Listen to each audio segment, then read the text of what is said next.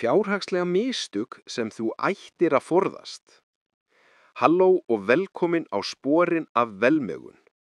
Í dag munum við ræða fjárhagslega mistök sem þú ættir að forðast. Margir hafa góðan ásetning að spara og fjárfesta en lenda samt í vandræðum vegna smá mistökan sem safnast saman. Ef þú lærir að forðast þessi mistök getur þú aukið sparnað, fjárfest á réttan hátt og byggt upp sjálfsöryggi í fjármálum. Leyfðu mér að segja þér sögu af Björk, ungri konu sem vildi fjárhagslega sjálfstæði. Hún byrjaði að vinna og spara en gerði nokkur algeng mistök. Fyrsta mistakið var óskipulögð eyðsla.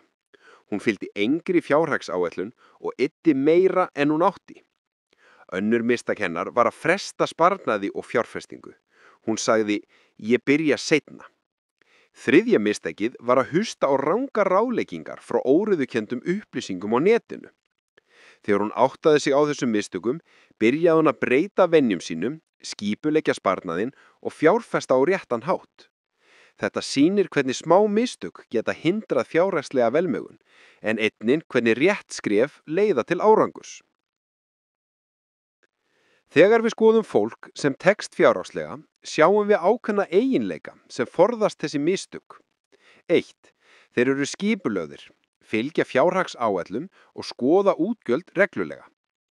2. Þeir byrja strax að spara og fjárfesta. Þeir bíða ekki eftir fullkomnum aðstæðum. 3. Þeir hlusta á rangar ráðleggingar frá óreiðukenndum upplýsingum á netinu. Með þessum einföldu reglum geta allir forðast algeng mistök og byggt upp sjálfsöryggi í fjármálum.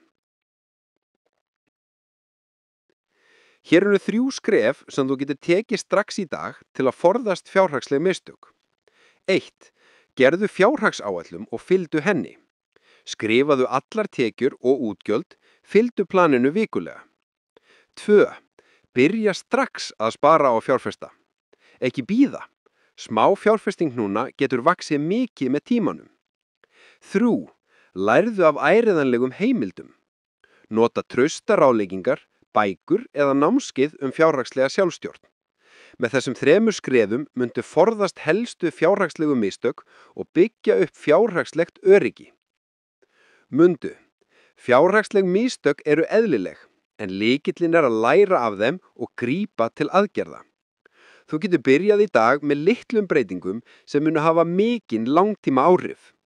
Með skipulagi, sjálfstjórn og réttri framkvæmd myndu sjá hvernig sparnaður og fjárfesting vaxa með tímanum. Þetta eru sporin að velmegun. Þú getur tekið þau núna.